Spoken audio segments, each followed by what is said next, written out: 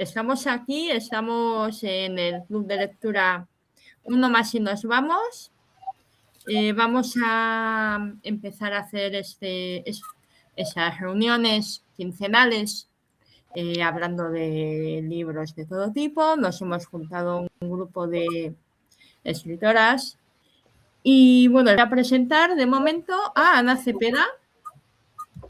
Ana Cepeda es una escritora de novela negra y policíaca, aunque empezó escribiendo las memorias de su padre, donde se narran 30 años en la URSS, 8 de ellos en el Gulag.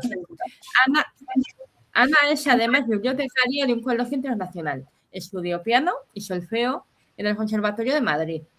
De ahí que su parte musical se expanda en sus narraciones. Su serie de Castro completará en breve con una última entrega del inspector y un nuevo caso que se convierte en un abanico de varias tramas. Bienvenida, Ana, saluda. Para que sepamos quién es. Hola, Ana. Hola, Ana. ¿Qué tal? Estamos. Bueno, pues yo voy a presentar a Víctor Vázquez. Víctor es un escritor de nacionalidad que es analista de negocios, amador de computadoras. Es una profesión a la que se ha dedicado durante los pasados 29 años. En esta etapa de su vida, también es autor de novelas que siempre ha ido y que ahora se ha atrevido a ejercer de manera profesional. Es Ecos del Vacío. Bienvenido. Muchas gracias, bienvenidos a todos y muchas gracias por la oportunidad. La próxima persona que sería para presentar es a Pepa Holgado, que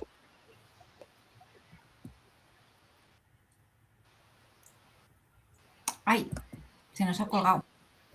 Sí. Pues sí que vamos. Se ha colgado. Víctor ya está ahí. Vamos a... No, estoy aquí. Vale. Venga, sigue. ¿Quién era Pepa? Ok, pero... disculpa, es que estoy cambiando de pantalla en el teléfono. Ella ejerció como...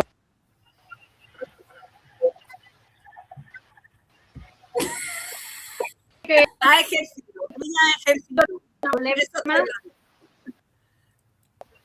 Sí. Acá el internet está teniendo problemas. De Pepa. ¿Qué ha ejercido de qué? Ok, dame un segundito. Ella ha ejercido como profesora en el EGB de Huelva. Uy, qué mal. De Huelva. Sí, está claro que era igual. Bueno, cuenta tú, Pepa. Bueno, sí, pues, cuéntanos, Pepa, sí. Bueno, pues nada, yo deciros que he sido maestra durante muchos años y he ejercido como maestra en distintos pueblos de la provincia de Huelva y en Huelva capital. Y después, pues, terminé en el Instituto José María Moro y Barrientos de mi localidad como profesora de educación secundaria, dando matemáticas y siendo directora del centro hasta mi jubilación. Desde que me jubilé me dedico a la escritura. En el 2020 publiqué un libro que se llama Desde el Altozano, Relatos y Poemas. Después publiqué en el 2023 La Corazonada de Rosa, que es un thriller psicológico, y actualmente acabo de publicar ahora en el mes de marzo La Huella de las Olas, una novela de corte histórico romántico. Y bueno, eso es todo. Muy bien, Pepa. Mira, antes de que sigas con el siguiente, vamos a intentar ver quién tiene un acople en el sonido, porque estoy escuchando como un eco, ¿vale? Vamos a silenciar todos mientras que Pepa comenta a ver si es Pepa o somos algunos de nosotros los que tenemos el acople. Vale. ¿Sí? ¿Seguimos hablando o no? Yo creo que el acople podía ser mío porque acabo de poner mi móvil en modo avión y se ha quitado. Puede ser. Entonces, démosle todos vamos a quitar el mute. Ok. Y si no se escucha es que era el tuyo. No, se sigue escuchando, es alguno de nosotros. Se sigue oyendo. Vamos a ir por partes. Como ya tengo antecedentes, voy a intentar mutearme cada 2 por 3. A ver si soy yo. Venga, dale al mute. Venga, Pepa, dime. Comienza, Pepa. Empiezo yo con mi ronda. Sí. ¿A quién tenías que presentar? Si quiere, empiezo. Yo voy a presentar a Raquel Sánchez. La escritora que presento es andaluza por los 4 costados. Lleva más de 20 años ejerciendo como profesora de escritura creativa y animación a la lectura, aparte de ser fundadora del Club de Lectura Lecturas Libres. Tiene en su haber una extensa colección de premios y publicaciones y ha escrito más de una veintena de libros colaborativos, siendo miembro del Círculo de Autores de Chiclana, y tiene en el mercado sus 2 obras en solitario tituladas El apartamento de los relatos y Aquí hay empleo. De mente hiperactiva, se ha especializado en el relato corto, donde es capaz de darle un giro a la realidad, sorprendiendo con sus textos. Deciros por último que acompaña esta su profesión y hobby con ser capitana de un grupo extenso de pádel y ser gran entrenadora y coleccionista de Pokémon. Sí, lo admito, me encantan los Pokémon. ¿Qué vamos a hacerle? Siempre hay una horita que otra al día. Ahora mismo no, porque hace mucha calor, lo hago por las noches, pero siempre cojo unos 10 minutitos, los 10 minutitos de rigor que para salir, coger unos cuantos Pokémon y volver a casa. Siempre lo tengo a mano. Y sí que es cierto que me especializo en los microrrelatos. De hecho, el primer libro que has mencionado, Pepa, El apartamento de los relatos, tiene más de 150 historias cortas. Y el segundo, pues son anécdotas laborales que he recopilado, que también son relatos cortos, pero basados en hechos reales. Así que, bueno, cuando queráis leerlo, ya sabéis dónde lo tenéis. Ya después otro día hablaremos de dónde están nuestras obras. Voy a presentar yo ahora yo lo estoy leyendo, una autora. Que yo lo estoy leyendo y doy fe de ello. Ya lo estás leyendo tú, ¿no? Pues ya me lo tirará a la cabeza cuando quiera. Voy a participar ahora presentando a la siguiente autora, participante del Club de Lectura, es Gala Black. Nació en Barcelona y vive en Chicago desde el 2015. Y aunque lleva llenando hojas con historias desde niña, ha debutado como escritora un poco tarde. Pero bueno, nunca es tarde, Gala. Gala Black es autora de Las Invisibles de Horsetooth Hollow. No sé si lo he dicho. Perfecto.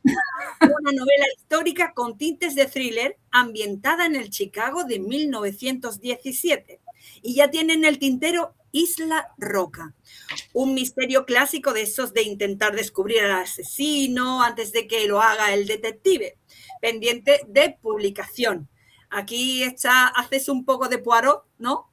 Sí. O de Christie, de Agatha Christie, o de Miss Marple. Pues también le apasiona el romance, la historia y el misterio. Ahora mismo se nos ha ido, se ha quedado en el misterio. ¿Dónde está Gala? Aquí está. Aquí está. El misterio de Gala. Asignatura pendiente es la poesía. Te voy a meter en la poesía, Gala, que lo sepas.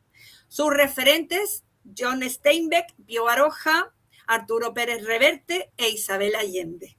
Bienvenida, Gala, un beso. Gracias.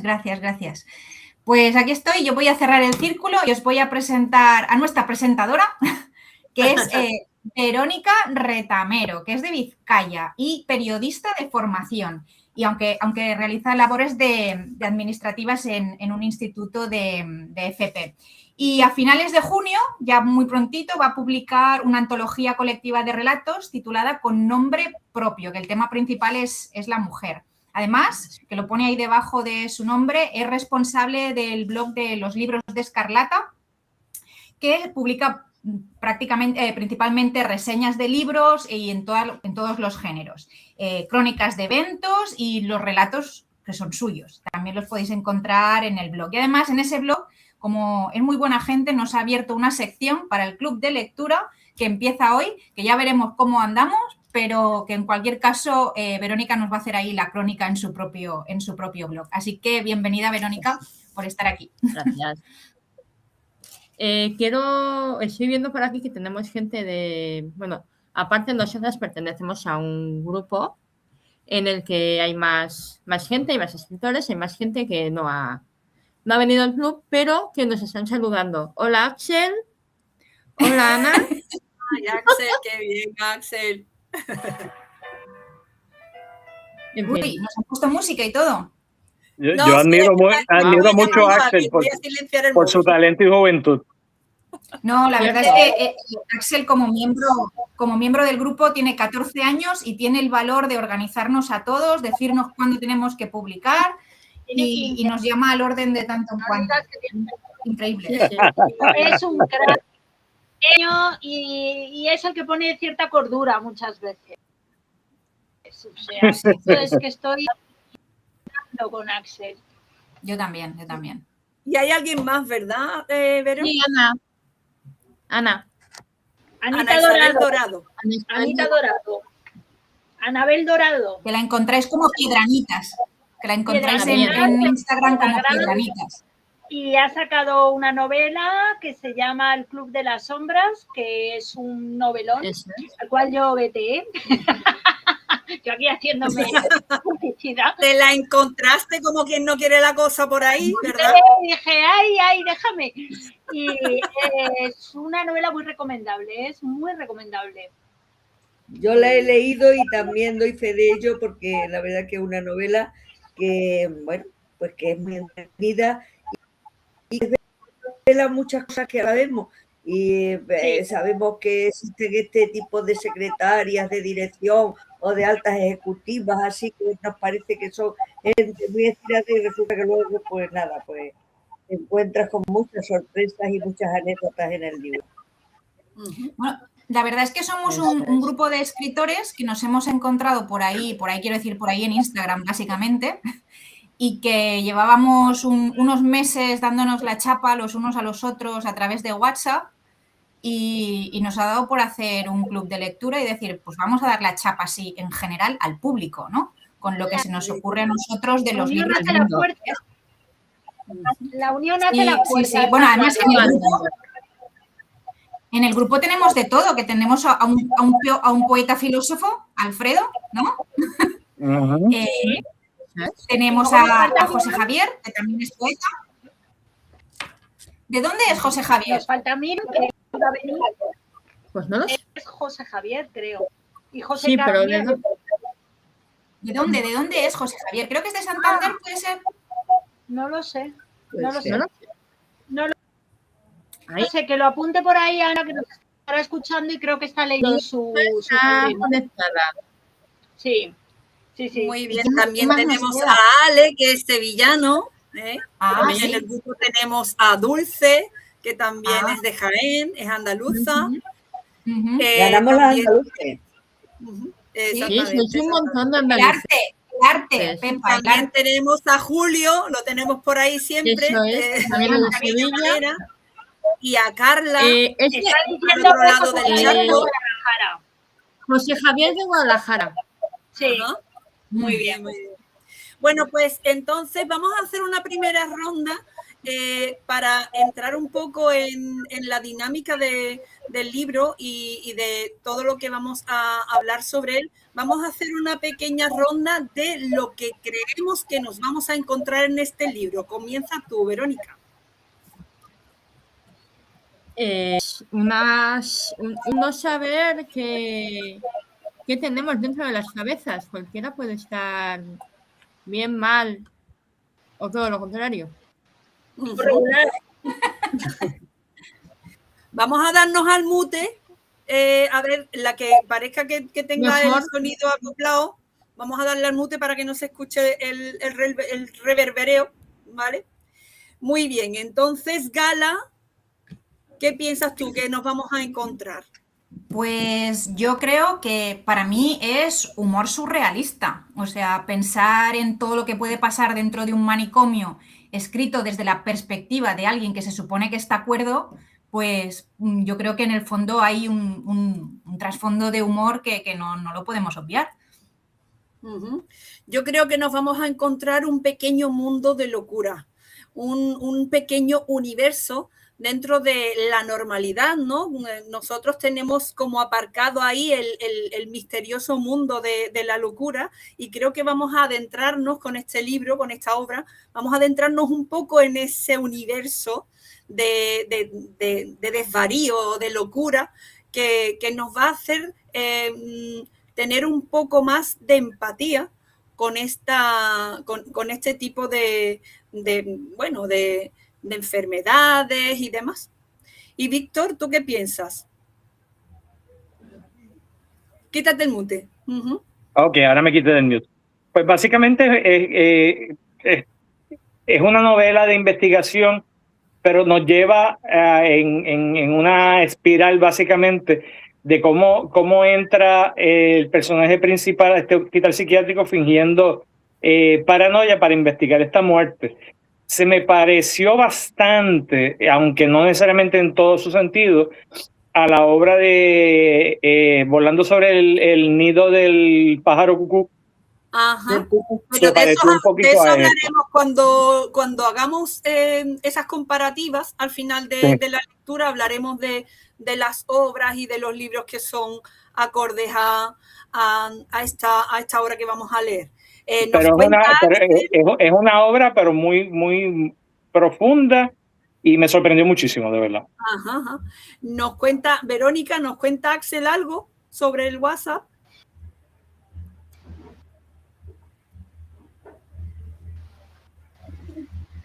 WhatsApp quiere decir, está diciendo aquí a la vez. Como Verónica va a ser la encargada de recoger todos los WhatsApp que el público, en este caso ahora mismo Axel, quiere compartir con nosotros. Entonces, ahora mismo ha escrito algo Axel, me parece, pero... Axel dice que para él la novela es un círculo de locura. El círculo de la locura, es muy bueno para un título, ¿verdad? Bueno, totalmente. Pepa, ¿qué te parece a ti? ¿Qué te parece a ti? ¿Qué pues, es lo que vamos a yo como he estado mucho intentando indagar en la estructura, me encontré que esa estructura era muy compleja, era además muy progresiva digamos, iba aumentando la complejidad conforme la vas leyendo. Y me he preguntado, ¿qué ha llevado al autor a escribir esta novela? Entonces me remito a la época. Este autor escribe la novela en 1979, en una época en que ha muerto el dictador en España y entonces es una época de aperturismo. Es una época donde ya se empieza a plantear que no podemos tener a la gente que tiene una enfermedad psíquica o una discapacidad encerrado en un recinto como si fuera una cárcel, sometido a torturas que eran tratamientos, torturas, lo que les aplicaban. Y además algunas familias lo que hacían era que aparcaban allí a sus seres queridos, entrecomillados, porque no los querrían mucho, simplemente porque pensaban que tenían un problema psicológico. Y yo creo que eso le lleva al autor a decir, es el momento de tratar el tema. Y hasta tal punto que él se ingresa voluntariamente en un centro de salud, de estos digamos, los antiguos manicomios, que lo hace en Santiago de Compostela, y allí pues se somete durante 18 días a toda clase de tratamientos y a estudiar las enfermedades que están allí dentro, a los doctores, todo lo que luego él plasma en la novela. Y eso yo creo que es que cuando yo digo, ¿cuál es el tema? ¿Cuál es el tema de la novela? La novela, para mí, el tema, hay mucha gente que ha dicho, porque yo he leído ahora mucho en internet, a ver qué temas eran qué temas sacaban, Y la gente dice, el tema es los enfermos psíquicos que están en el recinto, otro, el tema es las vivencias de una mujer que finge locura, otro es la vivencia de una mujer que no está loca, o sea, que parece cuerda, pero sí que está loca. Y entonces yo digo que no. El tema para mí es la duda. El tema es la duda, la incertidumbre que se crea desde las primeras líneas de la novela. ¿Y tú, Ana?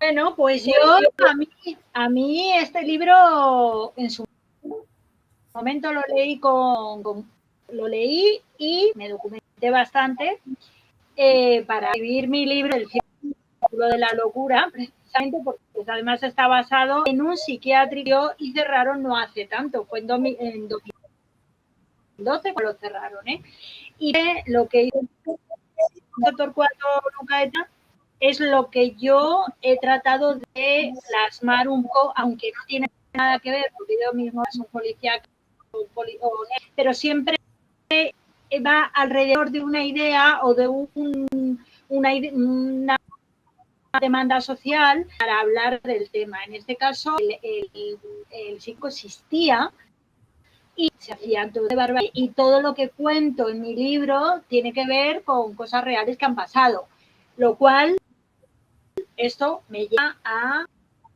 el libro de los Renes Torcidos de Dios. Y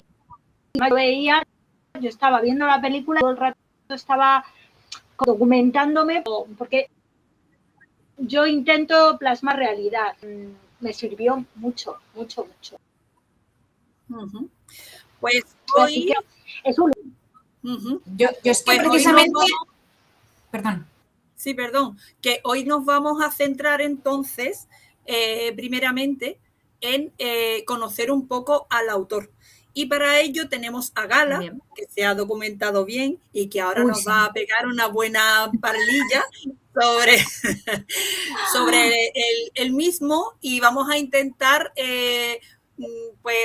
conocer un poco más al autor, escudriñar un poquito en su pasado, a ver si encontramos algo curioso o anecdótico. Una cosa curiosa hay. Alguna cosa curiosa hay. ¿Verdad? Ya hemos encontrado algo, que no era tan santo como parecía. Bueno, no va por ahí, pero lo cuento. No, no sé cuántos sabéis vosotros de Torquato Luca de Tena, porque lo primero a mí que me venía a la mente, yo reconozco que hasta que me he estado preparando, que llevo un tiempo leyendo sobre este señor, no sabía más cosa más allá de que había sido director del ABC y que había escrito. Mira, si quieres, yo tengo ahora mismo aquí la breve biografía de Torquato, y lo que dice es que es licenciado en leyes, corresponsal permanente de prensa en Londres, Washington, Oriente Medio y México, es director del ABC, miembro del número de Real Academia Española, publicó su primera obra en Chile a los 18 años, desde entonces ha dedicado su vida al periodismo activo y a la creación literaria, y sin desdeñar obras tan considerables como Los hijos de la lluvia o La brújula loca, fijaros que ya aparece la palabra loca, sus mayores éxitos los obtuvo con sus dos novelas, Edad prohibida y esta, Los renglones torcidos de Dios. Ahora, a ver, ¿qué puedes decir más de él? Pues así como pincelada general, adicionalmente a eso, es que escribió 39 obras, realmente entre, que parece ser que eran solo novelas, pero escribió tanto poesía, teatro, ensayos, incluso biografías. Y su última obra fue realmente una compilación de poesía cristiana. Era un señor profundamente católico y religioso. Y además tuvo como 7 premios, o sea, no solo era un académico de la lengua, que estaba sentado en el mismo sillón que ocupó su padre, en el de la letra N. No sé si esto es hereditario o era una cuestión de prestigio, pero estaba, aparte de ser académico, recibió diferentes reconocimientos a lo largo de su carrera. Y una cosa que se dice menos es que Torquato Luca de Tena era el señor marqués. Era el señor marqués, era el tercer marqués de Luca de Tena. Fue un título que lo concedió Alfonso XIII a su abuelo. y se lo concedió por servicios a la monarquía. Y quedaros con este dato porque luego vienen otras cosas en su biografía que vienen un poco... Él también fue un poquito renglón torcido dentro de la ideología en la que se lo enclava, y viene todo de por ahí. Y luego, bueno, os cuento más, porque veo que acaba de entrar Mari Carmen. Exactamente. Nuestra experta en cine. Si acaso le damos paso para que se presente ella y seguimos con Gala. Bueno, yo la verdad es que si queréis os la presento. Venga, creo. Tú tienes ahí para presentarla, pues perfecto. Venga. Sí, ¿no? Dale. No lo sé. ¿Te puedo presentar? No. Sí, dale. No, que me tenía que presentar, que me tenía que dar los datos y no me los ha dado. Ah, que no te lo ha pasado, Mari Carmen. Los mando. ¿A quién le pasan los datos, Mari Carmen? Ay, perdón. A ver, sí, la tengo. Venga, os la presento. Esta señora tan fantástica que se acaba de conectar, que está en su oficina, es Mari Carmen Martínez, que es de Barcelona, y a los 5 años ya mamá la sentaba para leer en un taburete en voz alta. En 1983 descubrió sobre héroes y tumbas e hizo un juramento fruto de ese momento de gracia. Creció profesionalmente en el cine español, rodeada de profesionales de primer rango como Rafael Azcona, Manuel Lombardero, Vicente Aranda, Vigas Luna, jolines, qué currículum, José Antonio Pérez Giner y unos cuantos más. Y le enseñaron que cada historia tiene un guión y una narrativa, no como aquí, que vamos por libre, por lo visto. Ha publicado 6 libros y es fan de las redes sociales. De hecho, es nuestra experta en redes sociales. Viene Mari Carmen y nos pone los puntos sobre las IES. Y nos pone un poquito en orden. Y la cita que la define... Ha llegado tarde, sí, pero bueno, si llega, llega. Que es que aquí vamos por libre, ya. Un poquito renglones torcidos también somos, La cita que la define como autora es: no hay libro tan malo que no tenga algo bueno. Don Quijote de la Mancha, de Miguel de Cervantes. Y ahí os la dejo. Bienvenida, Mari Carmen. Bienvenida, Mari Carmen. Habla un poquito sobre ti, tú, aparte de lo que haya dicho Gala. Me escucháis bien, ¿verdad, compañero? Sí, me escucháis bien, ¿verdad? Perdonad un momentito. Simplemente deciros que tengo que abandonar la tertulia, pero que ha sido un placer el ratito que he estado, pero que no se preocupen los que nos estén viendo, que volveré, no hoy, pero estaré en las próximas reuniones. Besitos volados para todos. Un besito, Pepa. Un beso muy grande, Pepa. Pues, ¿qué os explico? Bueno, mi madre tenía un destino para mí, que quería tener una abogada en la familia y le salí un poco un renglón torcido de Dios, tal cual. Una llamada del cine y trabajar en el cine y ahí pues que encajé muy bien, que era mi mundo. Y ahí pues le dediqué pues casi 20 años de mi vida. Bueno, aprendí muchas cosas y de ahí nació el oficio de escritora que vosotros conocéis. Yo no soy como Raquel, que tú eres una experta lingüista. Yo soy de las que veo una novela y digo, esto se puede llevar al cine, no se puede llevar al cine, y a mi mente de productora, que es lo único que me faltó hacer, producir una película, pues ve ahí las cosas, si es plausible llevarla al cine o no, o si una novela pues tiene ritmo o no ritmo. Mi jefe me decía que yo era la reina del ritmo, que podía entrever en un guión, en una novela, si había.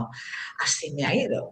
Así que nada, esta lectura maravillosa de Los renglones torcidos de Dios, que además se ha hecho hace poco una adaptación que se puede ver en Netflix. Para quien no sea lector, puede ver la película.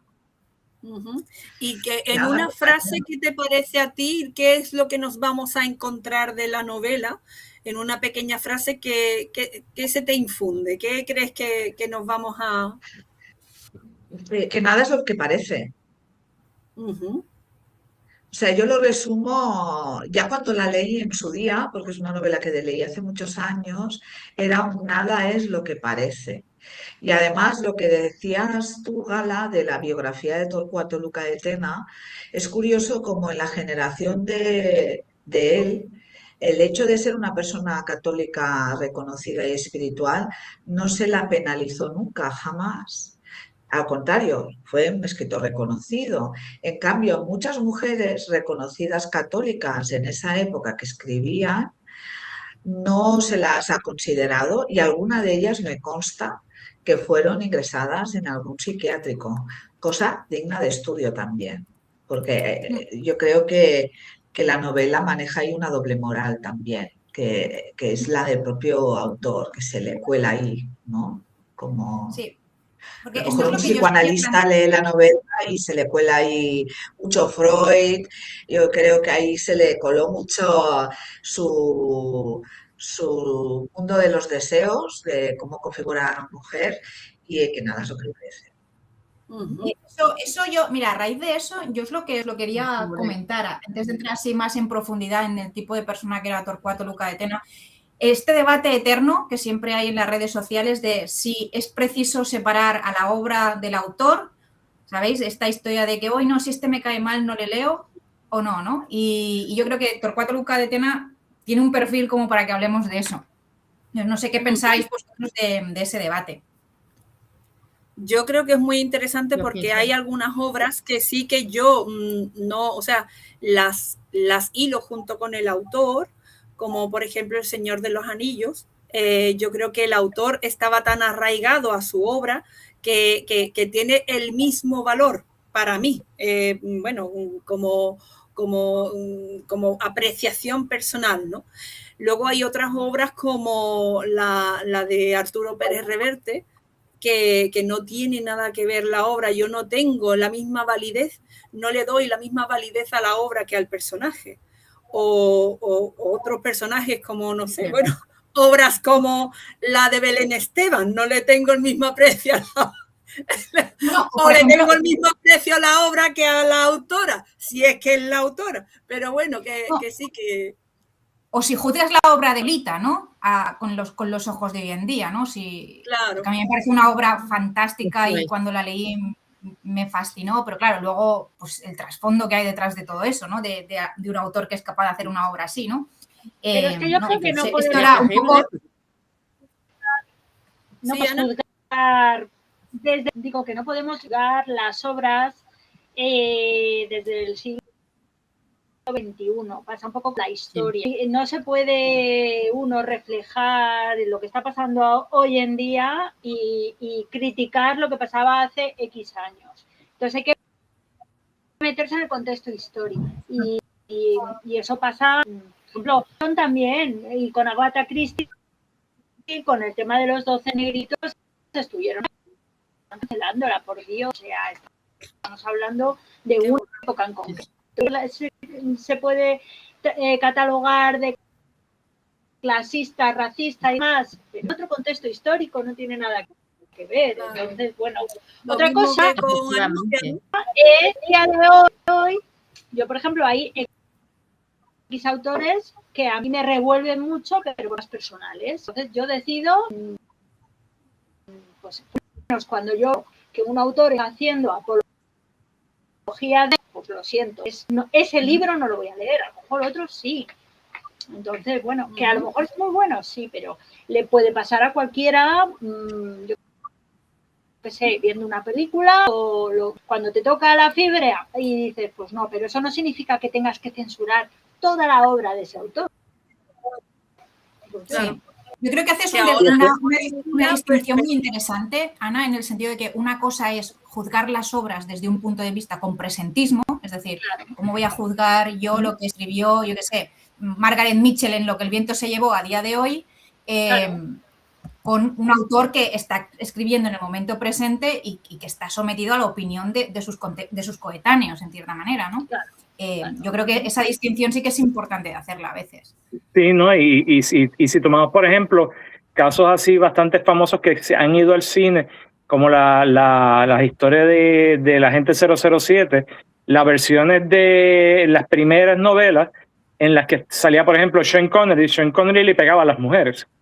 Sin embargo, las más modernas son totalmente diferentes y respetan entonces a las mujeres, que hay que sacarse de la mente la moral que existe hoy para poder analizarlas justamente como ustedes dicen, con el contexto histórico de lo que se daba en esos tiempos. Lo mismo ahora también podemos ver la obra de Alicia en el País de las Maravillas, que el autor era un auténtico pederasta cuando se basaba en esa niña, ¿no? Que como que casi que la acosaba, ¿no? Ya podríamos en esta época decir, pues hay que ver qué hace ese hombre con esa niña tan pequeña todo el tiempo jugando y unas fotos y, en fin, que todo tiene su momento para su moralidad, ¿no? Luego ya, pues... Cuando estás leyendo los cuentos clásicos desde el punto de vista ya adulto de hoy en día, empiezas a Hansel y Gretel, fíjate, que es que tal...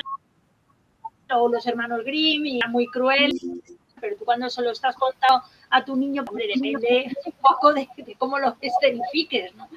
Pero normalmente esos son cuentos, se suponía que eran con morales, para que ten cuidado mayor, con la gente mala, que te pueden raptar, que te pueden comer, claro, todo eso tenía su fin. Entonces, claro, tú ahora lo ves... Y actualmente eso se extrapola a ten cuidado con lo que dices, con lo que haces, porque se va a ver reflejado en lo que tú has dicho y los ofendiditos, ¿no? Ahora es todo ten cuidado con lo que dices, con lo que haces, ¿verdad, Mari Carmen? Exactamente. Aparte hay varios casos. Mira, hay uno que es de Jacob Guter, que es una novela precursora del Guardián entre Centeno. El Guardián entre Centeno, sí. Esta obra siempre ha sido censurada, porque acá es de Robert Walser, si no me equivoco, estuvo muy censurada, ha estado muy censurada, ideologías profachas de este hombre, al igual que Hans Knuth. Era un hombre, un escritor noruego, que militó en el Partido Nacionalista en los años 40, pero en cambio tiene obras que para mí son maravillosas, como El Paseo y Hambre. Hambre es importante, a mí me conmovió muchísimo. Esto es ser políticamente correcto y luego hacer ese uso de la memoria. Ahí entraría en otro costal, que parte de la memoria no la tenemos y ahí nos perdemos cosas porque nos perdemos una realidad social. O sea, es una historia, volvemos a lo mismo, sesgada, porque hay creencias y se ha cuidado con lo que decimos, con la copa que asoma allá, porque realmente claro, perdón. No, yo creo que es esto, es una sobresimplificación muchas veces.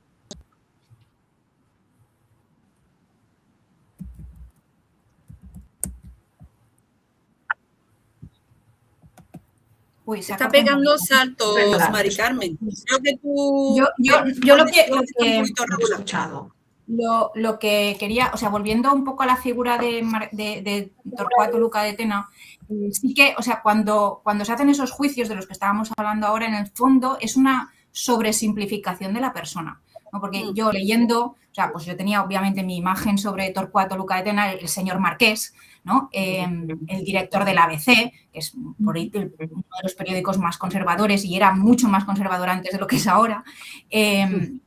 Además, con ese porte un poco aristocrático que, según sus amigos, que yo también quisiera tener amigos así, le decían que le daba un aire a Gregory Peck, y piensa que su mujer estaba relacionada con la aristocracia andaluza, entre su familia hay un presidente de Renfe, un gobernador del Banco de España, o sea, está esa figura que es la figura pública de Torcuato Luca de Tena, y luego, sin embargo, tienes a una persona que se fue del país muy joven, que vio mundo, que estuvo de corresponsal en Londres, estuvo en México, en Washington, en Israel, cuando la estaban creando, y que volvió a su país y luego tuvo esa sensibilidad con los desvalidos hasta el punto de decir, un poco obsesionado con todo ese tema de la psicología y de cómo las personas definen la historia, hasta el punto de ser capaz de meterse en un psiquiátrico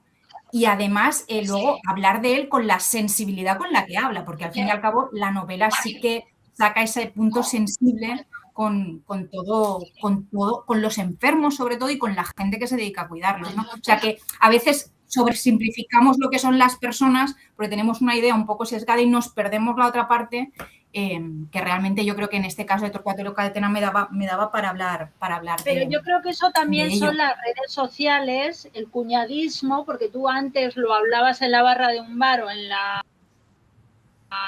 tu casa y estaba ahí, pero ahora es un poco, siempre digo lo mismo, ¿no? Aquí viene la frase de mi hermano, que todo el mundo tiene derecho a emitir su opinión, pero él decía, pero yo no sabe lo que opinan, y es verdad, o sea, a mí qué me importa.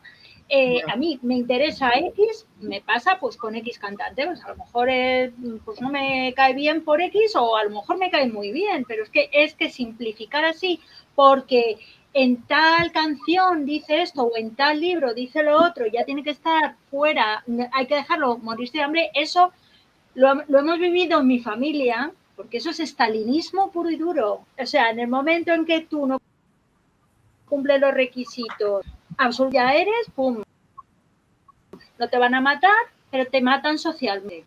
Claro. Sí, es un problema no realmente también de intolerancia generalizado entre la población. Pero eso, fíjate, lo primero que te dicen en las redes sociales, pues yo no estoy de acuerdo, a lo mejor tú eres persona con una idea, no estoy de acuerdo en este punto, ya eres facha o ya eres súper rojo, me da igual, ¿vale? Pero ya es... Y además es que da igual todo lo que hayas hecho anteriormente, ¿verdad, Ana? Da igual lo que anteriormente hayas hecho, que en cuanto te pegas el pintito, ¡pum! Ya claro, te tildan de lo que sea, ya te ponen la banderita. Claro, tú puedes estar de acuerdo en esto, de acuerdo en lo otro, puedes ser una persona de centro, puedes estar de acuerdo en ciertas cosas económicas, de acuerdo en la... Pero no, ya tienes que estar en el team 1, team 2, punto. Y entonces estar demasiado es como en una barra y es tú estás en este lado y entonces serás bien recibido durante la legislatura. En el momento que cambie, ya te comes los mocos, ¿sabes? Entonces, a mí me está pasando mucho al escribir, porque yo soy bastante políticamente incorrecta con mis personajes. Yo, mi Castro es... ¡Tú incorrecta! Venga ya, no me lo creo yo. Con lo modosita que tú eres, la buena lengua que tú tienes. Sí, lo calladito que se lo tiene todo. No nos cuenta nada. Tú pregúntale a mí. A mí me decía mi padre que yo tenía un lenguaje un poco abrasivo, realmente. Sí, pues oye, además, fijaros una cosa, una anécdota que he encontrado de Torcuato Luca de Tena, que debía ser un tío un poco cachondo en el fondo, porque en el estreno de una de sus obras de teatro, la de, no recuerdo el nombre, es algo así como La hija del embajador o algo así, es una obra de teatro que se estrenaba en el año 75 en Madrid y se fue obviamente el señor, obviamente a ver el estreno, que era el autor de la obra. Y tal como llegó allí, se ve que el autor principal estaba borracho como una cuba, que no era capaz de hilar 3 frases juntas.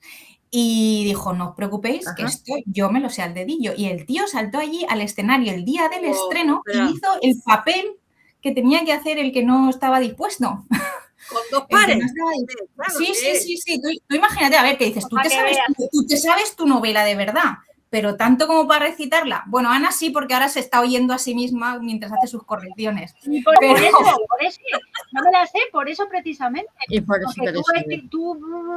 pero claro, estás en el capítulo 1, pasar, y cuando de repente que vuelves a empezar ya se te olvida porque estabas en el 60 y tantos, ¿sabes? O sea que no. Para mí me es más fácil porque para mí me es mucho más fácil porque yo, como escribo relatos cortos o microrelatos, y las de veces que he hecho recitales en todos sitios, muchas veces me ven con el libro abierto y me ven recitándolo o me ven leyéndolo, y les estoy mirando y me ven que no lo leo, pero que lo estoy leyendo. Que ya me lo sé, hay obras, hay relatos que me sé totalmente de memoria, y eso es inimaginable de las veces que uno pues la va trabajando. Te retaba a una presentación de Harina de otro costal, con todos los datos que hay, históricos, de personas, políticos, tal, no sé qué. Yo estaba, al principio temblaba, y lo peor es cuando pasaban X años, ay no, pero mira, ya, tu novela es negra, muy bien, pero queremos que presentes a Harina. Y yo estaba diciéndome otra vez, me lo tengo que empollar, porque claro, luego empiezas a decir, este era tal o era cual. Claro, es una clase, o sea, que la novela hace muchísimo tiempo. Entonces, lo de estar sabiendo de tu novela es complicado, ¿eh? Y entonces, ¿cómo se le ocurrió, Gala, cómo se le ocurrió a este hombre el escribir sobre un sanatorio y qué es lo que hizo? Oh, es que yo creo que he encontrado el origen de la historia. La he encontrado. Sí, esto que le entregaba a Pepa, yo creo que le va a gustar a Ana y todo, porque sale Stalin en la historia, imagínate. Imagínate. Hablando de Stalin. Resulta... No me va a gustar. Pero te va a llamar la atención. No, resulta que a este señor... A ver, hay una época menos conocida de Torcuato Luca de Tena, y es que fue director del ABC en el año 52. Y duró como director del ABC 11 meses, porque Franco lo destituyó el 23 de septiembre de 1953, porque el tío era un poquito, estaba dentro del movimiento y tal, no nos vamos a engañar, pero iba un poquito por libre y se pasaba la ley de prensa del año 38 un poquito por el arco del triunfo, básicamente. Os cuento así de qué iba la ley de prensa. La ley de prensa del año 38 es una ley que se hace durante la Guerra Civil y está hecha para controlar a la prensa directamente. Pero al acabar la guerra, Franco dijo, hombre, pues también, esta ley también me va bien a mí, así que la ley siguió vigente hasta el año 66. El caso es que por violaciones a esa ley de prensa, que básicamente era mucha censura, obviamente, te podían poner expedientes sancionadores, y una de las multas que te podían llegar a imponer era que despedían al director del diario. Y esto es lo que le pasó a él, porque el tipo pues consiguió acumular 11 expedientes administrativos en 11 meses de trabajo como director. Pero llegó allí con 29 años, con ganas de comerse el mundo, y dijo, esta es la mía. Bueno, y ahora os cuento la historia que hizo que lo destituyesen, ¿vale? Y que yo creo que es la raíz de su obsesión con los paranoicos, ¿sabes? Porque la paranoia que tiene Alice Gould en la novela es una paranoia muy, muy elocuente, ¿no? Es una paranoia en la que ella tiene explicación para todo, que hace esos humos entre lo que es veraz y lo que es verosímil, ¿no? Entonces ella juega un poco con lo que parece verosímil, de verdad, pero no significa que lo sea, ¿no? Y entonces esto le pasó un poco a él en el año 53. En el año 52, pensad, España, o sea, en pleno franquismo heavy, ¿no? de control, el miedo a la Unión Soviética, a que España se convirtiese, que acabase en esa órbita dentro del partido, dentro de la URSS con afines al Partido Comunista, etcétera, todo ese miedo que había en esta historia. Entonces, es cuando muere Stalin y hay una lucha de poder, obviamente, en la URSS por a ver quién coge el puesto, ¿no? Y uno de ellos era Berin, que era el jefe de la policía secreta.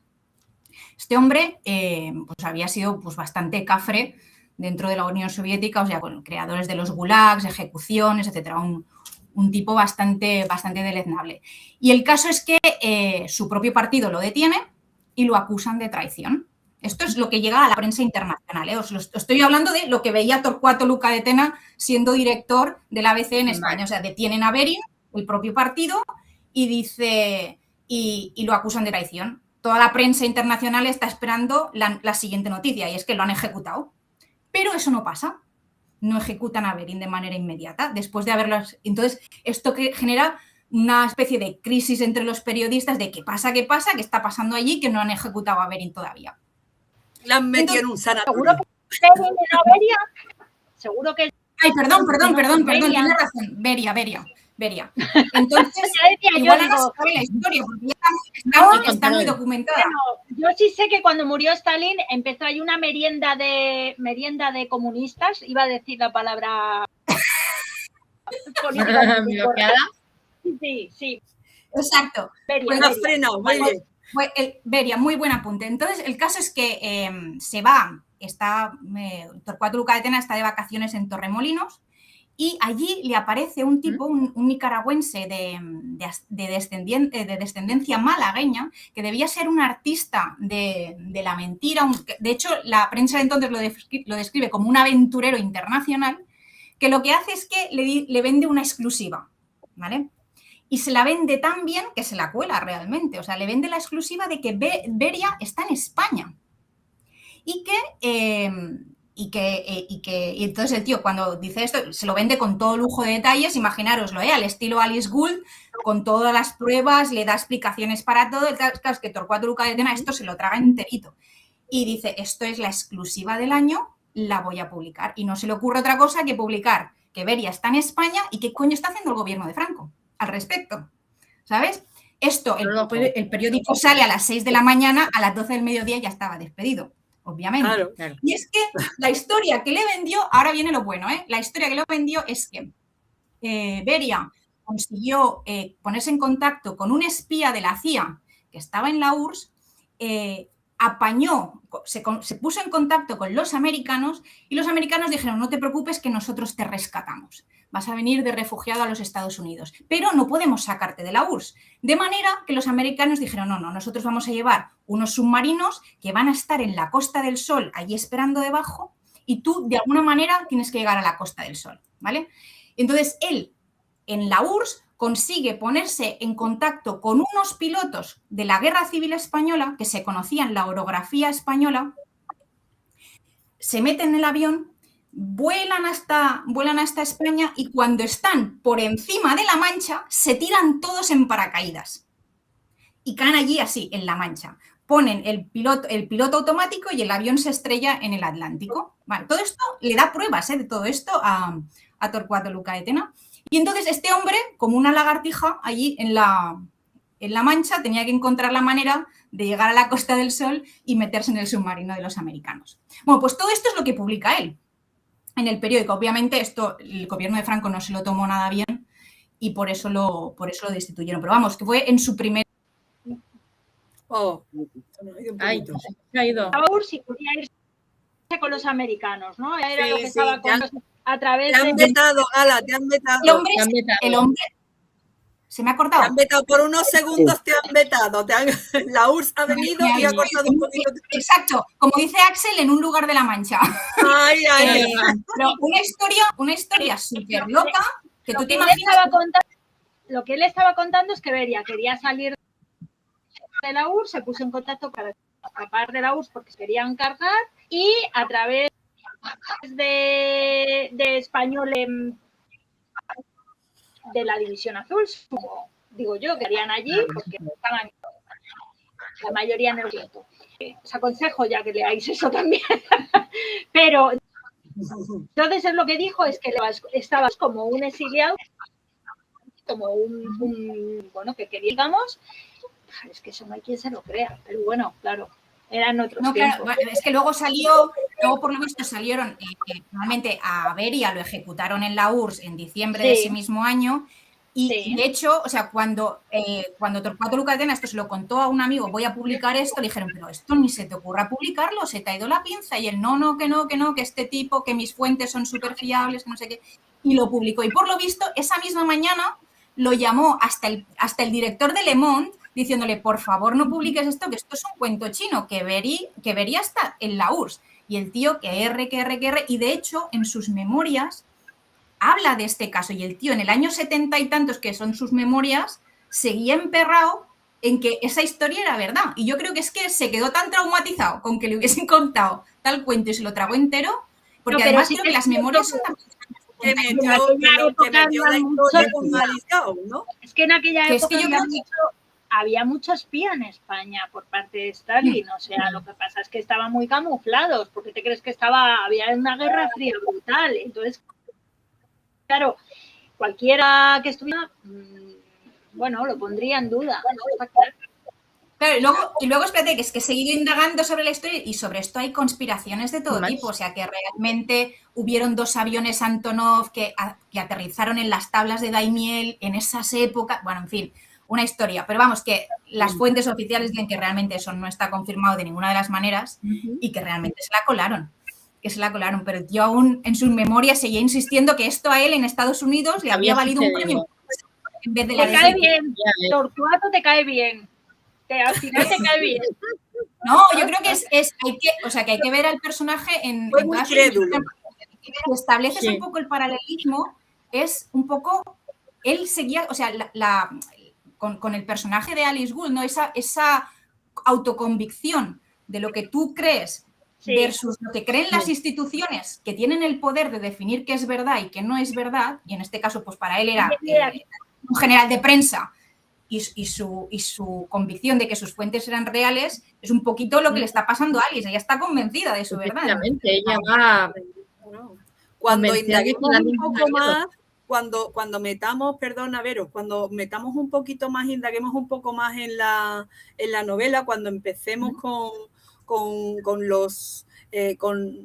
las frases, con los párrafos a analizar, hay uno en concreto que va mucho a colación con lo que tú estás diciendo, Gala, porque habla exactamente de uno de los internos en el que él asegura que está dentro de una conspiración. Lo tiene totalmente claro y es capaz de convencer a la protagonista de ese hecho.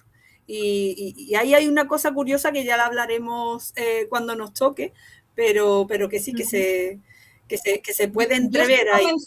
Yo estoy convencida que este es el origen de su obsesión con los mentirosos paranoides estos, ¿eh? Y por eso se metió, cuéntanos cómo fue su aventura. Bueno, pues eso, al final lo que hace este hombre es que decide meterse en el manicomio pero que además que no es que voy a documentarme a un manicomio, es que pretendo ser uno de los enfermos, que lo que él simuló fue una psicosis depresiva, que por lo visto para simular una psicosis depresiva tienes que simular alucinaciones, ¿sabes? O sea, te imagínate la historia, que me imagino no me imagino qué tipo de alucinaciones debía simular, pero por lo visto es una mejor se tomaría algo para... ¿Tú lo ves así correcta? Yo no lo veo muy correcta. A mí no me parecía que este señor fuera muy porretas, ¿eh? No lo veo. No, pero a lo mejor, yo qué sé, imagínate, unas setitas en una tortilla francesa, yo qué sé. Ah, sí, a lo de Ana, ¿no? Específicamente para poder entrar y justificarse, aunque no fuera... Hombre, claro, él era tan recto y tan correcto para documentarse, a lo mejor también cayó en decir, bueno... Se tenía que meter en el papel muy correctamente. Hombre. Completamente. Sí. Lo que pasa es que, fíjate, una de las cosas que también he estado leyendo es que a este hombre... esto va a quedar un poquito mal, así, considerando que era periodista, que no le interesaban tanto la neutralidad de los hechos, sino cómo se transmitía a través de las personas. Es decir, cómo vivían las personas la realidad era casi más importante que el hecho en sí. Que esto dicho como periodista, no dice mucho como periodista, pero bueno, que era... Menos mal. De hecho, él no era periodista, es que era abogado. Que si hubiera utilizado eso, si hubiera sido una pequeña crónica de lo que es un sanatorio, a mí no me hubiera llamado tanto la atención como me ha llamado esta novela. Si él hubiera captado su papel de periodista, hubiera perdido esta esencia que tienen los renglones, yo creo. Sí.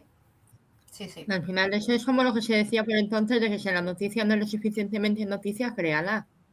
Sí, ¿no? Que la realidad no te que la realidad no una buena exclusiva, que no te arruine una buena exclusiva. Efectivamente. Sí. Pero bueno, que yo creo que es toda esa parte, a mí lo que me ha fascinado realmente de haber estado leyendo tantas cosas sobre Torcuato Luca de Tena es que realmente muchas veces, por desgracia, tendemos a simplificar todas las facetas que tiene una persona a la hora de juzgarlos. Sí, porque además una persona cambia mucho, no se puede encasillar, o sea, desde que naces hasta que mueres, si tienes una vida larga, evidentemente, tú evolucionas, cambias de criterio, te casas, te divorcias, reniegas de X, te cambias de amigos. Lo mismo puede pasar a nivel ideológico o a nivel X. Sí, de o sea, carácter también, claro. Moldear el carácter con el paso del tiempo y más con una persona desequilibrada, ¿no? Claro. Exacto.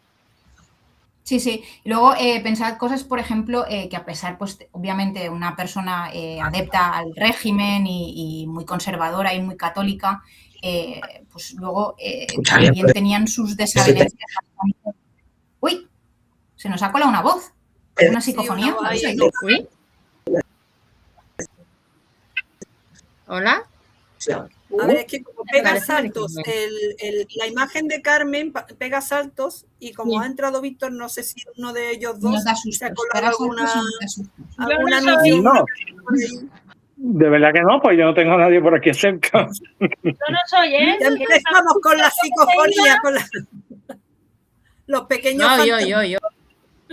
No, o sea, yo lo que he visto es eso, que es un personaje que al final su ideología, pues como la de casi todo el mundo, ¿no? Se forma a una edad temprana y está basada en sus propias experiencias. Y tenéis que pensar pues que este señor, parte de la tradición familiar, que ya venía de una determinada rama, a los 13 años se encuentra, pues eso, con una guerra civil.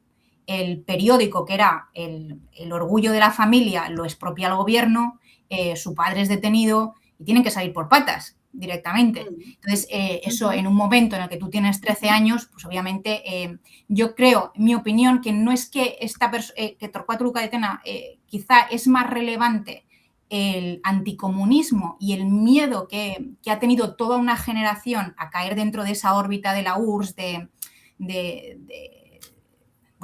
la Unión Soviética, era más ese miedo que el hecho de que realmente fuese una persona tan adepta al régimen en los principios del régimen, más allá del catolicismo, que eso ahí pues no se lo quitaba mucho nadie.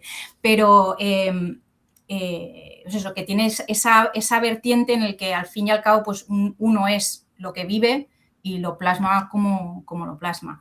Pero bueno, que me ha gustado mucho. Oye, un dato súper curioso, ¿sabéis que su abuelo, aparte de fundador de la ABC, fundó la primera revista gráfica en España que se hizo en color? Y el tío era un cachondo porque la llamó Blanco y Negro. Mira. Claro, estaba en la revista de la ABC. Sí, sí. Ah, claro, sí, es previa. Primero hizo la revista y luego hizo la sección de cómics. Yo siempre la había tenido como suplemento de la ABC. Ya previa. Sí, pues era previa y fue la primera revista en color que se publicó en España. Así que, pues esa es un poco la persona. Tengo 8.000 datos que os puedo dar, pero va a aparecer una enciclopedia. Y además yo ya creo que llevamos una hora. Yo lo que quería transmitir era esa versión de no sobresimplificar a la persona y ser capaz de ver todas las facetas y también de dónde viene cada uno. O sea, que al fin y al cabo todos somos de nuestro padre y nuestra madre y hemos vivido lo que hemos vivido y es un poco, pues eso, verlo desde esa perspectiva. Luego había cosas, por ejemplo, que le pusieron expedientes porque en vez de llamar a Franco el caudillo, se negaba y lo llamaba el jefe del Estado, ¿sabes? Porque el caudillo pues tenía la connotación esa de un poco fascista del Duce y el Führer y tal, y a esto le gustaba a Franco y Torcuato Luca de Tena se negaba a llamarlo. O luego, por ejemplo, le pasaron cosas surrealistas, como que hizo un artículo sobre cultura, hablando de Alfonso X el Sabio, en una época en la que Franco realmente no quería que se hiciese ninguna mención en prensa a la monarquía. Estaba prohibido, o sea, no podías nombrar que España hubiese tenido nunca rey. Y el tío hizo un artículo sobre Alfonso X el Sabio y el censor le dijo, no, Alfonso X el Sabio no, esto es un rey, aquí esto me lo tachas por Cervantes. Y dice, pero ¿cómo voy a sustituir? Y el tío creo que tuvo los cojones de publicar el artículo igual, pero en vez de Alfonso X ponía Cervantes, con lo cual era un delirio absoluto, claro. Bueno, es un tío guay. Qué locura. Un reloj torcido el mismo, en definitiva, creo Ya yo. te digo. Total. Pues hemos tenido un público, ¿verdad? Totalmente. Muy animado, Totalmente. Verónica. ¿Qué nos puedes contar del público Sí, que hemos tenido? Pues hemos tenido básicamente a Ana Dorado, Axel y a nos Mireia. ha seguido toda la... Eso es, Mireia y Axel, que no se han perdido nada de la... Bueno, acabo de De ver la cómo se conversación. comparten, lo he pasado por el grupo, cómo se comparten nuestras redes sociales. Si veis arriba en el chat pone agregar canales, Facebook tal, ahí conectamos y ya esto se emite en nuestras respectivas redes. Así que la próxima ya sabemos. Este link que has enviado, ¿cómo se bueno, me lo vas a tener que explicar un poco mejor, que no me he enterado. ¿Yo? Sí. Sí. No es un link, es un pantallazo, pero bueno. Sí, luego Vale. explico. Vale. Bueno, ¿esto Vale. ha salido más o menos bien o qué? Sí, hemos tenido un principio un poco atropellado, pero yo creo que, bueno, ha sido el calentamiento de lo que va a venir después. Nos falta Miriam, Claro, que claro. nos ha podido... Efectivamente. No, pero bueno, ¿El para público hacer- está aburrido? ¿El público está aburrido o qué? Porque igual No, yo esto creo lo tenemos que que no. hacer más corto. Os he seguido todo el tiempo, dice Ana. Me ha encantado. Gracias, Anita. Pero es que Anita es fan. Bueno, pues Seguimos en directo entonces, seguimos en directo todavía. sí. Es lo que te digo. Seguimos en directo porque somos así de campechanos y lo estamos soltando todo aquí. Ya ves. Bueno, eso, pues, ¿alguna pregunta nos están diciendo por ahí? ¿Alguna pregunta, por favor? ¿Hay alguno que quiera preguntar algo? Yo lo que sí os conmino a realizar una primera prueba psicológica. Os voy a, mira, ahora entra. ¡Hombre! Viene- Que ya lo hemos contado todo. Que lo hemos contado todo ya. Que nos hemos quedado un minuto Despidiéndonos para ya, hablar Miriam. del contexto histórico, Miriam. Vamos a tener que Espera, dejarlo para que no digo nada. No os oigo, esperad 5 segundos. 5 segundos encima. Pues mira. Bueno, sí, dime, contadme. ¿Ya lo habéis contado todo? Mira, os voy a enseñar una imagen preciosa. A ver. Seguimos A ver, en directo, no es por nada. Bueno, pues vais a ver algo precioso. ¿Y eso No, que no dónde está es? bonito. Esto es centro comercial. Esto es en Villavicencio. Es una belleza. Te lo digo de verdad. Wow. O sea, increíble, increíble. Qué bonito. Estás en la Estoy en selva. un centro. Estoy en la selva. No me digáis que no es una belleza. Es Inglés. precioso, ¿Quién definitivamente. presenta? ¿Quién Es presenta una- esta integrante? Dicen por aquí. eso habrá que presentar a Miriam, ¿no? Venga, vamos Ay. a presentar a Miriam. ¿Quién presenta a Miriam? A ver, chicas, yo me retiro, dejo el huequito vacío para Miriam y así dejo esto un poquito con más espacio. Muy bien. Venga, Bueno, yo os presento a Miriam. Un beso. A ver, Yo os presento a Miriam. Pero A ver, vamos, que me uno a la siguiente, chicas. De verdad que lo siento, pero con las 7 horas de diferencia, esto es muy duro. Es muy duro. Y yo creo que nos antes no queda me una podía. oportunidad de estar por casa. Ya, yo lo siento, porque mira, antes estaba toda embarrada, porque me he metido en un terreno que aquello parecía, ¿sabes? Parecía que la que estaba en la jungla. He llegado toda marrón entera, de arriba abajo. Me he tenido que meter hasta vestida entera en la ducha. Y ahora soy persona, pero tenía que ver a un cliente. Claro. ¿Se la Bueno, vi? cuéntanos ¿Se la algo vi? de Miriam Galán. Esta señora que se acaba de conectar con las gafas rojas y que está en la selva en Colombia, aunque dice que es un En la centro selva. comercial, es Miriam García Carromero, escritora de ficción, articulista, podcaster, cantante, viajera, historiadora en prácticas y hasta la duquesa renacentista, la duquesa de Éboli, que si la veis por ahí, la veis a veces incluso con un parche en el ojo. Que está aquí para observar la grandeza del viejo y el nuevo mundo. Este año ha publicado la 5ª novela que rompe la fina pared de la historia con la memoria de los sentidos. Y ahora, además, un poco tarde, se va a unir como comentarista a un Más y nos vamos. Pero ya lo habéis dicho todo, ¿no? No, no, bueno. Temática, no, o sea, de lo que es el contexto histórico te hemos estado esperando. Si quieres pegar bueno, yo lo cuento. Estos fueron los Happy 70s de España. España en ese momento estaba en el ojo de mira de ahí de lo que era la Guerra Fría, y estábamos todos los días recibiendo a nuestros amigos los gringos, ¿no? Teníamos al amigo Henry Kissinger, luego venía el Ford, antes vino Nixon, entonces nos querían que fuéramos un demócrata, por fin, querían que fuéramos un país demócrata, y en esas aparece un personaje muy bueno, que es Luca de Tena, es un personaje que es heredero, digamos, de una rama de periodistas de Raigambre, que es el periódico ABC, y se encuentra con un país no en llamas, pero sí en cambio. Y él tomó una postura dentro de todos esos cambios que se estaban dando. Había estaban los recalcitrantes, que se les llamaba el búnker, era el búnker. Y luego estaba gente como Luca de Tena, que era gente que, aunque era conservadora y muy católica y muy monárquica, eran personas que tenían una mentalidad liberal. Entonces nos estamos encontrando con un intelectual en un mundo en cambio, en un cambio mucho más fuerte de lo que estamos creyendo que tenemos ahora, porque realmente los cambios eran abismales y además eran generacionalmente durísimos, y un hombre que entendió ese cambio de una manera muy inteligente, ¿vale? Porque intentó razonar sociológicamente el cambio que se estaba produciendo en España. Y este libro, que son Los renglones, es un cambio sociológico, aunque desde el punto de vista de la psiquiatría. Así que estamos en los años 70, ya estamos en democracia, ya habíamos pasado las elecciones para tener nuestra primera constitución, que se produjo en el año 1978, y el libro se publica en 1979, con las primeras elecciones constitucionales de España, de este nuevo periodo que estamos viviendo. Esa es la España del libro de Los renglones torcidos de Dios.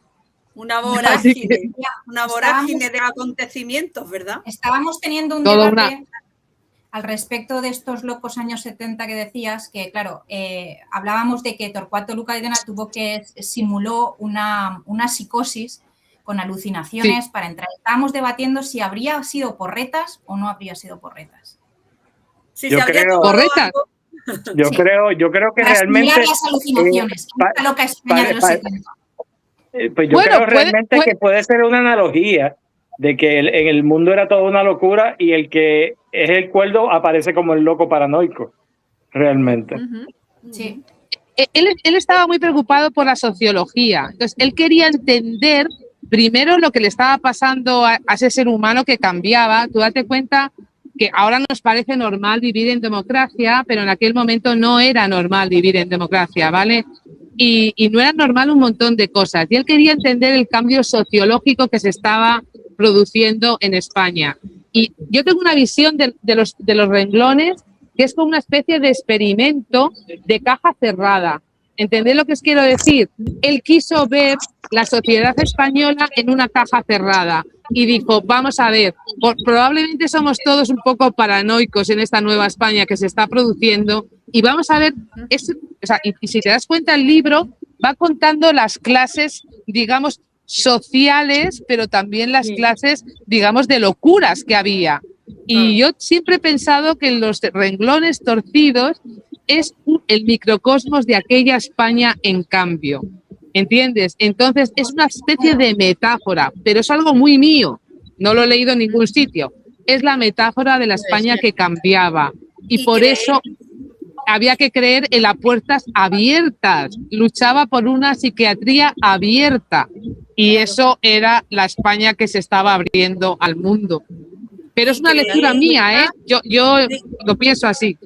¿Y creéis vosotras que eso, perdona Verónica, creéis vosotras que Torcuato después, tras haber pasado el tiempo que pasó, porque no fue poco, en el manicomio, saldría algo tocado?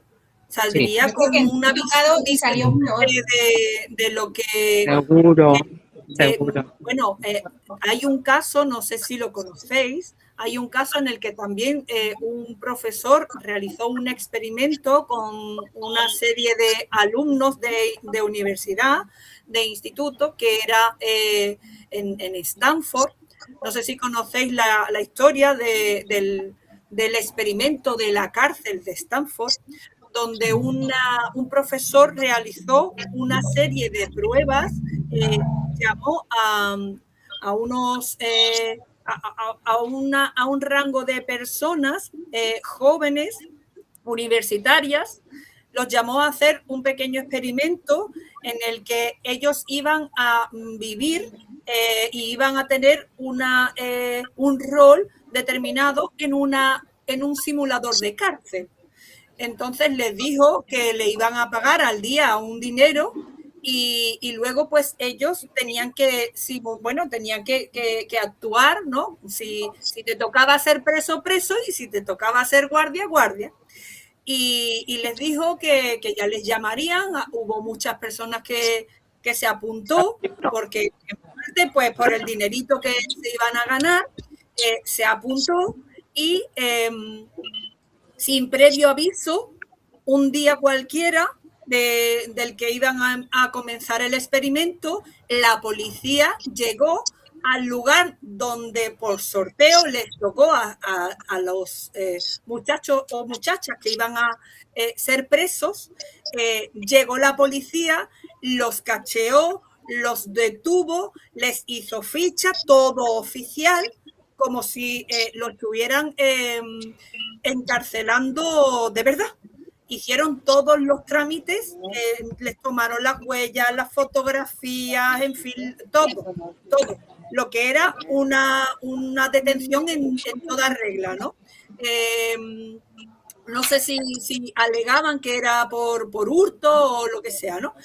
Y luego los policías llegaban, a su casa, los que iban a ser guardias, les daban un uniforme y unas gafas de sol para que no interactuaran visualmente con los presos, que fuera una cosa totalmente impersonal. Entonces llegaron todos allí.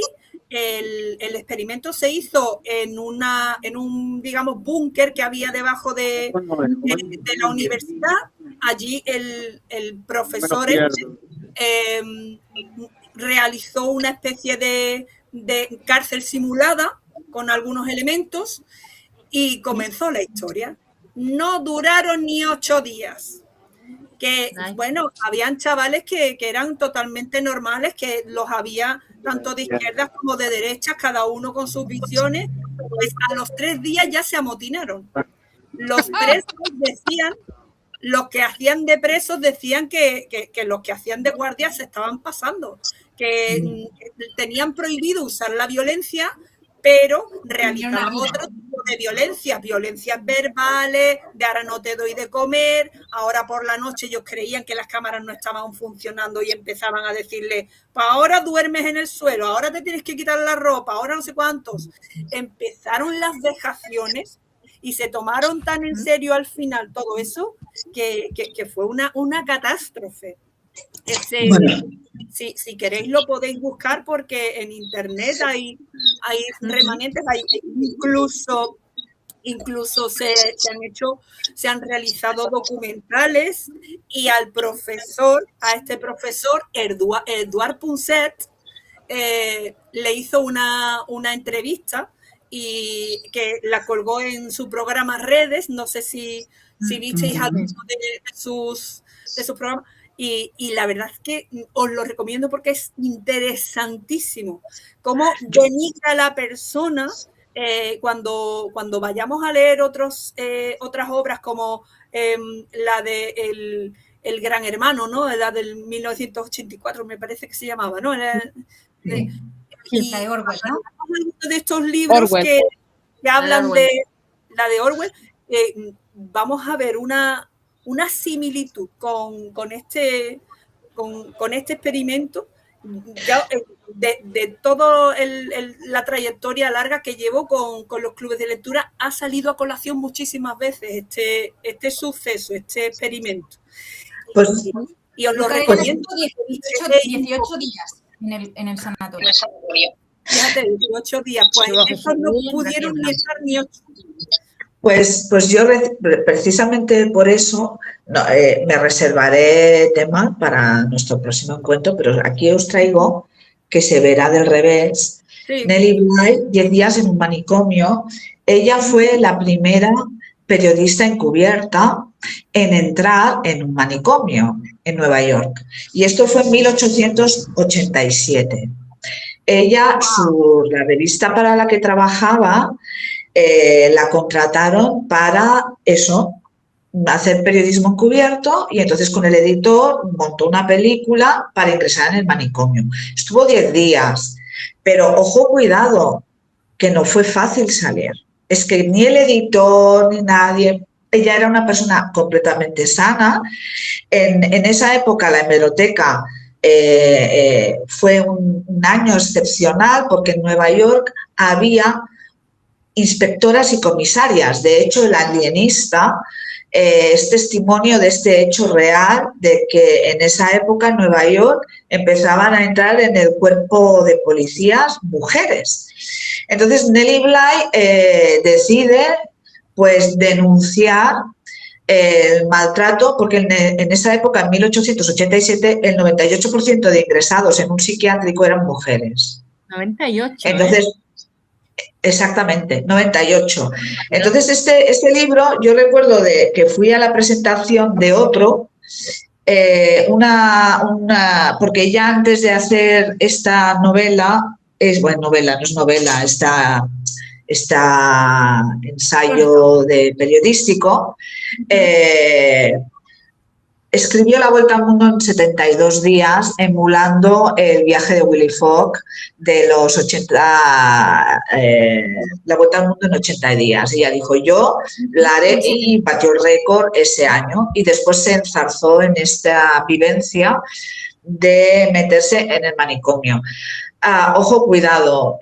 Leyendo yo hasta donde he leído, porque no me he portado bien, no he llegado hasta donde debía, hasta el capítulo L. Todavía tienes tiempo, hasta dentro de 15 días que hablemos de él. Exacto. Sí que he visto de alguna manera que Torcuato Luca de Tena debió encontrar esta historia de Nellie Bly, porque utilizó la misma estrategia que Nellie Bly en 1887 para entrar en el manicomio. Y ahí lo dejo. Qué pillo, no dice nada de eso, Ya ves. Yo he intentado, nunca se dice nada, Yo he intentado, Gala, buscar, y es cierto que él no dice nada, pero si tú lees los 10 días en el manicomio de Nellie Bly, hay unas partes donde podemos ver en el psiquiátrico de ahí, de Galicia, y me consta además que esas partes son muy verídicas, porque tengo testimonios de algún familiar que estuvo en una institución de allí, y bueno, funcionaban de una manera salvajísima. O sea, salvajísima, eso de obligarles a dar de comer y ciertas prácticas que yo ahí le veo a Luca de Tena, ese personaje que tú dices, Gala, que es contradictorio, porque hay entre una parte, nada es lo que parece, hay una ficción, pero también hay una denuncia. Quizás es por lo que dice Miriam, ¿no? De la metáfora. Yo me he leído el libro de Nellie Bly y le veo similitudes. A lo mejor me lo estoy inventando, pero es que es demasiada casualidad que en el periodismo encubierto la pionera fuera ella y fuera en un manicomio, precisamente. No, es una locura, es de locos, es que es de locos. O sea, ¿cómo se te ocurre? O sea, ya me parece que meterse en un manicomio en España en los años 70 de manera voluntaria, pero de incógnito, porque en el fondo dices, estás dependiendo de que luego alguien te abra la puerta, pero ya hacerlo como mujer y en el siglo XIX me parece, vamos, demencial. Pues sí, hay una locura. Sí, y además fue muy curioso porque en ese mismo año, en esos mismos años, Nellie Bly contó con la ayuda de una inspectora de policía que luego fue comisaria en una de las comisarías de Nueva York, y fue su gran aliada, la ayudó muchísimo y de alguna forma incluso llegaron a descubrir asesinos en serie en ese momento, o sea, hicieron un trabajazo alucinante, pero es que le costó salir, porque la intención de ella era estar 3 días y se chupó 7 días extra.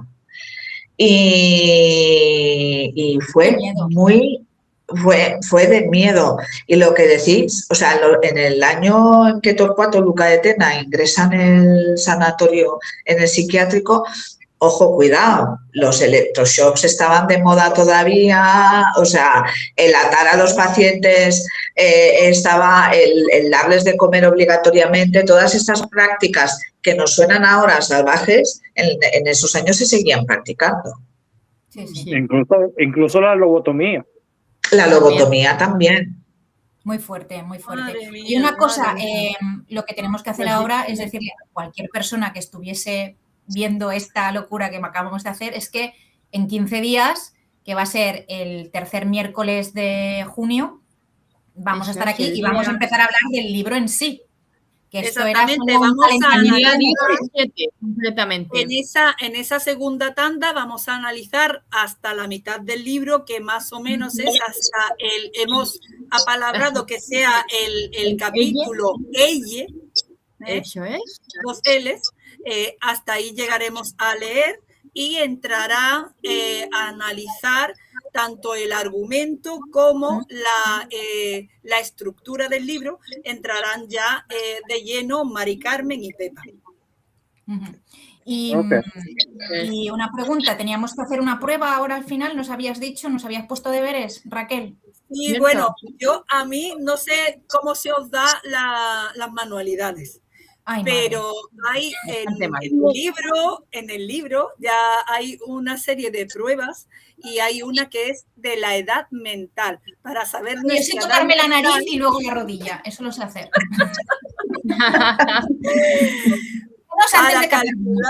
Para calcular nuestra edad mental, en el libro utiliza una prueba que es la prueba de los cubos de Koch. No sé si la habéis hecho alguna vez, los jueguecitos estos te presentan una figura y tú con diferentes cubos tienes que hacer exactamente esa figura. Bueno, pues os pasaré por el Classroom cómo se puede hacer. Es bastante sencillo, podéis coger cuadraditos de madera, iros por ejemplo a un Leroy Merlin o algo, haceros yo ahora mismo no os puedo decir exactamente cuántos cubos son, pero os lo diré en el Classroom, os pondré las instrucciones y cómo lo tenéis que dibujar para que luego os mande los diferentes dibujos y tenéis que cronometraros en el tiempo que realizáis Oye, una cosa, Raquel, si no pasamos la prueba, ¿nos echas del club de lectura o algo? ¿O nos si pones no pasáis la prueba, os pongo las últimas en las conversaciones. Os dejo nada más que 10 minutos. No, tú de la carpencita no pasas. Yo no paso, ¿eh? O sea, ya te lo digo, ¿eh? Bueno, puede ser que tengamos que parezca que tengamos 25 años, o que tengamos 50, o que tengamos 80, dependiendo de cómo hagamos el... Bueno, es una de las pruebas que hace Alice Gaul en el libro. Sí. Todavía no vamos a desvelar nada de él, pero me gustaría que ya empezáramos a hacer ejercicios desde el principio y se me ha ocurrido esto, ¿vale? Así que... Ana, que le parece una actividad muy interesante. Ay, perdón. Digo que nos dice Ana que le parece una actividad muy interesante la de los dados. Le podemos decir a Ana que se apunte a la próxima sesión. Es una cosa muy sencilla, realmente, es simplemente coger una serie de cubitos y ponerles pues uno en negro, o sea, uno en azul, otro en azul y en amarillo, otro en rojo, otro en amarillo, luego en azul y en blanco.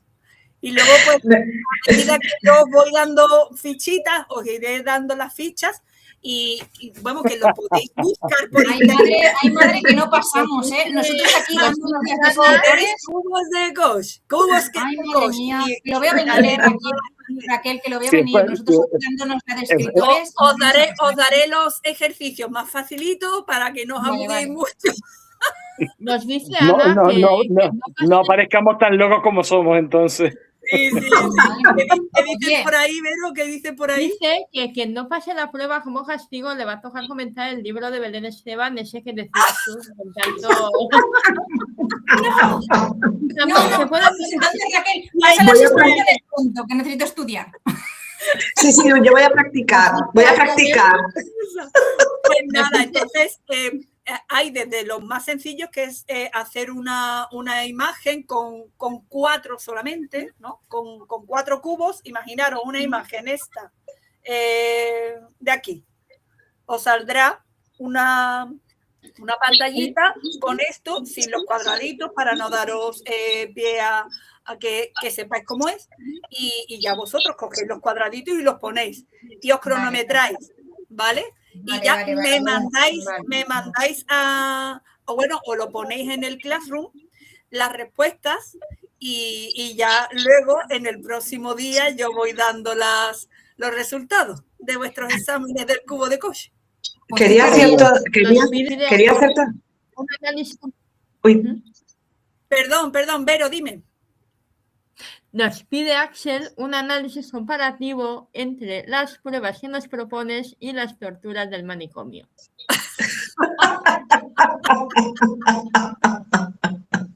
La tortura más grande va a ser cada una de vosotras cuando la intentéis hacer en casa, decir, ay, ¿qué hago? Le doy, voy a poner 10 minutos, voy a poner 10 minutos menos, para que no parezca que soy tan tonta.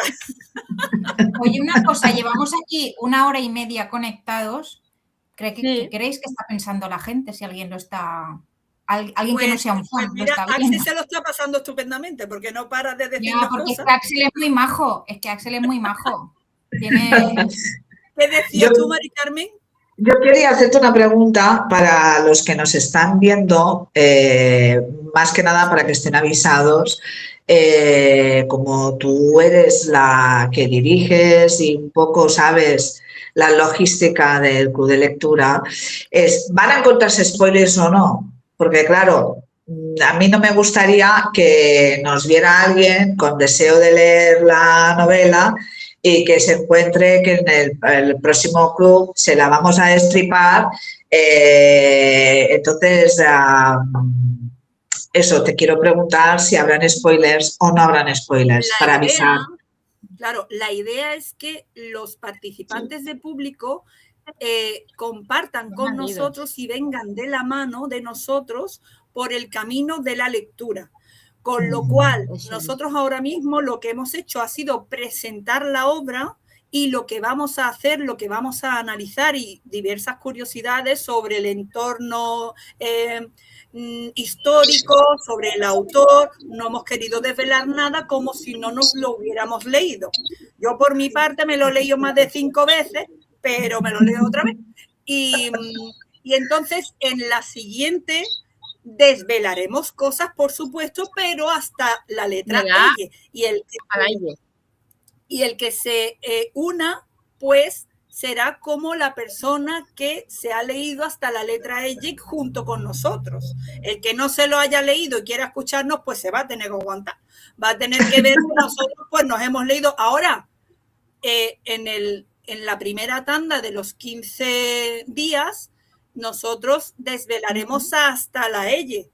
Tendremos totalmente prohibido hablar de lo que va a pasar capítulos siguientes o del desenlace, porque queremos que el público vaya junto con nosotros al ritmo de nuestra lectura, ¿vale? Entonces sí que desvelaremos dentro de 15 días, que nos veremos otra vez, desvelaremos hasta el capítulo L, y luego los otros 15 días ya hablaremos del libro en completo y daremos todos los spoilers que hayan que dar, porque hay que desarrollarlo bien.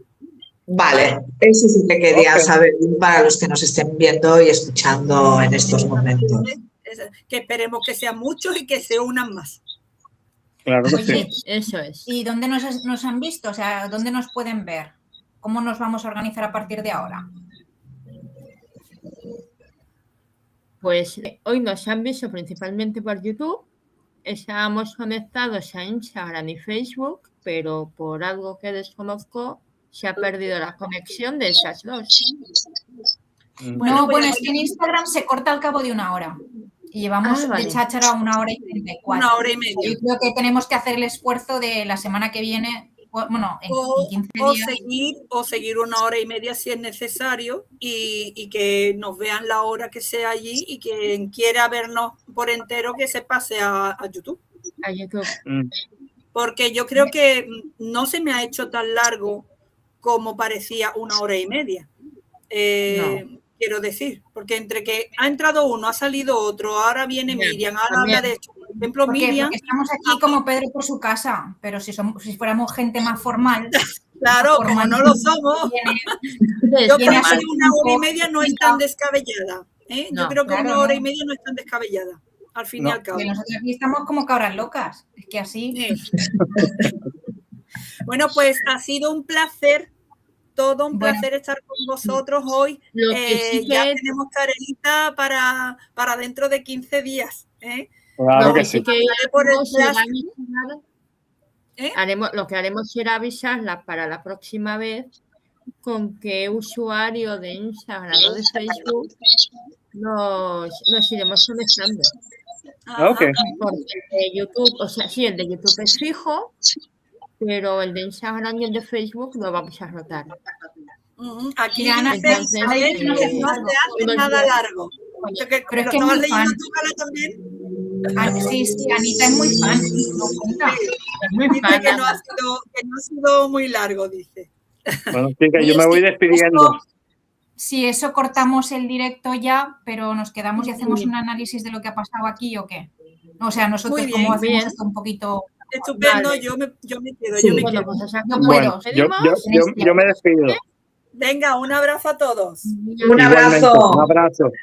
Un abrazo. Bye bye. Bye.